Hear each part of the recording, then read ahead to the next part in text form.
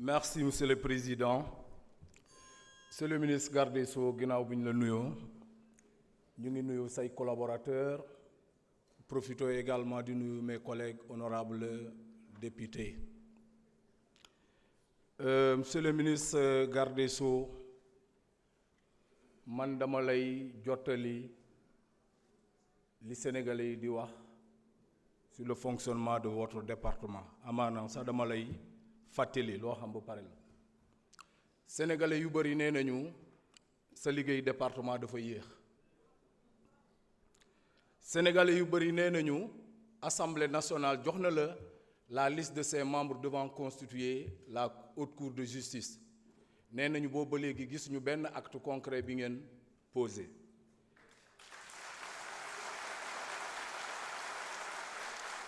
Sénégalais yi nee nañu bëri nañu ay questions yoo xamante ne qui n'ont rien à voir avec cette loi d'amnistie. Sénégalais yi ñu ngi wax le dossier relatif aux forces Covid 2019. Sénégalais yi ñu ngi wax également sur la question du Prodac.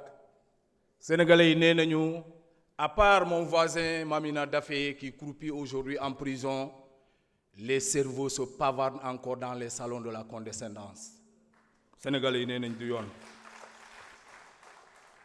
Sénégalais yi nee nañu daa mel ni yéen ñemewu leen affronter les véritables questions pour lesquelles ils ont sanctionné le régime de Macky Sall. Sénégalais yi nee nañu dafa mel ni votre département fait dans le dilatoire. S'il vous plaît, honorable. S'il vous plaît, le public, arrêtez, s'il vous plaît. Arrêtez, s'il vous plaît. Allez-y, honorable.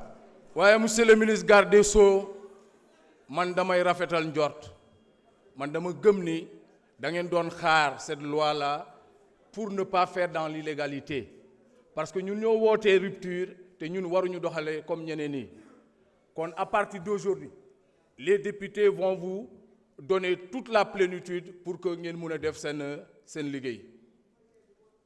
Donc monsieur le ministre, moi je pense que ce ne sont pas les agitations d'un groupuscule de personnes.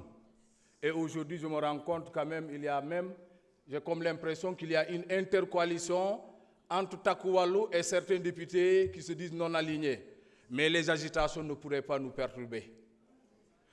Monsieur le ministre, vous ne pouvez pas nous avoir frappés, blessés, torturés, emprisonnés, tués et vouloir être nos conseillers. Ça n'a pas de sens. Monsieur le ministre, moi je suis originaire du département de Bignona. Un département qui a payé le plus lourd tribut parce que le département de Bignona était un champ de tir. Monsieur le ministre, si vous connaissez Bignona, savez-vous que le goudron noir du rond-point Émile Badiane était devenu rouge du sang rouge de nos martyrs? Goudron bu ñuul bi ci département de Bignona rond-point Émile Badiane dafa dem ba xonq deret ñi nga xamante ne xale yi ñu rey. Le peuple sénégalais demande justice. Le peuple sénégalais demande justice. Non à l'oubli, monsieur le ministre. Monsieur le ministre, fi mooy jeexalee mooy le rapport de la Cour des comptes de 2017. À la page 143 et au point 247, production de fausses diplômes. Monsieur le ministre, nous sommes des acteurs de l'éducation, des défenseurs du système éducatif sénégalais. Nous disons non à la falsification des diplômes. Monsieur le ministre, ci loolu am na recommandation numéro 3 boo xamante ne la Cour des comptes nee nañu ministre de la justice dafa war a topp ñi nga xamante ne ñoo falsifier les diplômes. Si vos prédécesseurs ne l'ont pas fait, nous sommes dans le cadre de la continuité de l'administration. Nous vous interpellons en tant que ministre de garde des Sceaux. Mais nous interpellons également le directeur général de la CICES. Parce que il y a des recommandations que la Cour des comptes avait formulées. On ne doit pas fragiliser nos pouvoirs, on ne doit pas fragiliser les institutions. Quand la Cour des comptes aujourd'hui donne des recommandations, vous avez le devoir et l'obligation morale d'aller dans ce sens-là. Sinon, vous encouragez ceux-là qui jettent le discrédit sur les Merci beaucoup, honorable. Merci. Merci beaucoup. Honorable Yungar John, vous avez la parole. Honorable Mamadou Sey, Manga Wadjal. Assalamu alaikum. Excusez-moi, c'est quelle disposition? Veuillez lire l'article.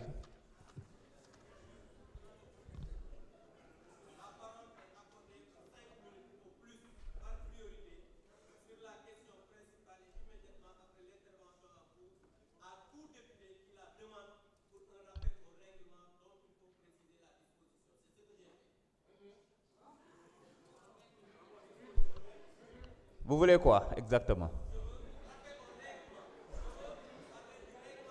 Pour parler sur quoi? Des dettes. Da ngay wax lan la loolu rappelé naa ko bu dee loolu rek la mbooloo mi yéen ñi ci kaw ñu ngi leen di wax la police de l'Assemblée c'est moi. Amul looy wax naa ko toogal yeggali.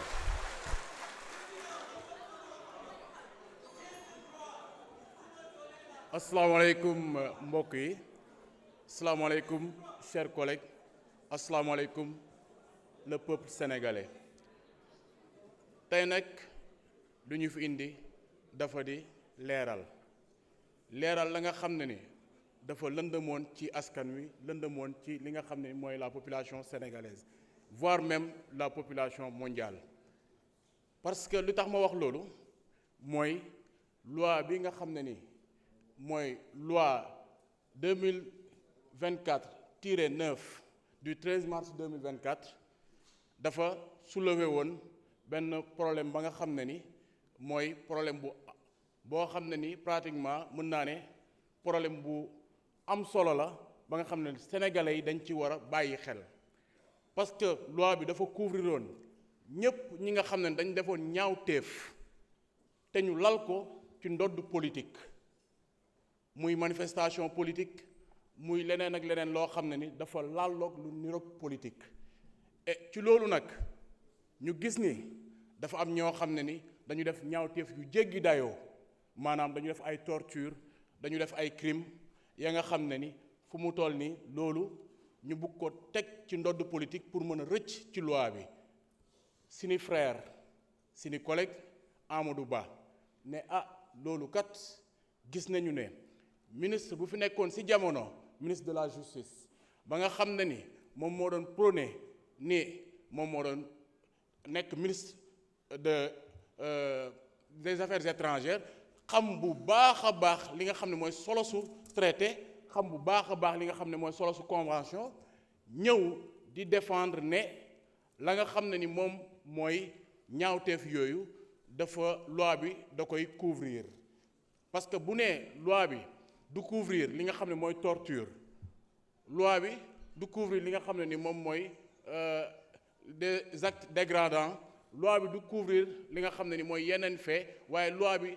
day couvrir la nga xam ne mooy crime mais loolu ban aberration loolu c'est une aberration totale parce que mënuñu comprendre ñu ne loi bi day couvrir torture ba pare loi bi du couvrir torture ba pare loi bi day couvrir crime loolu defe naa ni yanuwul maanaa ci la suñu collègue Amadou Ba bi nga xam ne ni mooy initiateur de la loi interprétative jóg ne lii foog ñu leeral champ d'application bi ci biir champ d'application boobu ñuy leeral daf ci bokk traité yu ñuy wax le jus cogens parce que sénégalais yépp ñu ngi dégg ñu naan jus cogens mais dafa di la nga xam ne ni moom mooy des normes impératives maanaam ay normes yoo xam ne ni benn réew ci monde bi mënu ko jéggaane pour mën a couvrir ces actes muy la torture les crimes ak la nga xam ne ni moom mooy la nga xam ne ni mooy l'esclavage génocide ak crime contre l'humanité te ci loolu la suñu collègue Amadou Ba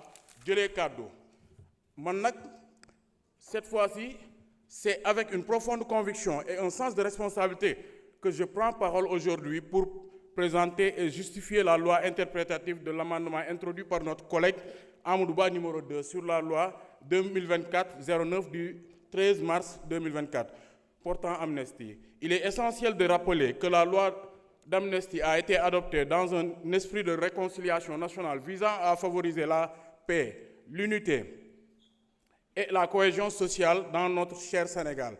La loi d'amnistie doit restaurer la confiance entre les citoyens. Cependant, elle a d'emblée suscité des interrogations légitimes, notamment l'attitude du ministre de la Justice d'alors, en commission et en plénière, concernant la torture et les crimes en plénière et concernant la torture et les crimes de sang.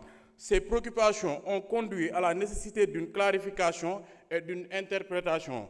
D'où la proposition de notre collègue Amadou Ba. Le but de cette loi n'est pas synonyme de chasse aux sorcières, mais d'identifier les auteurs des tortures, crimes et tout acte inhumain, afin de rétablir la vérité.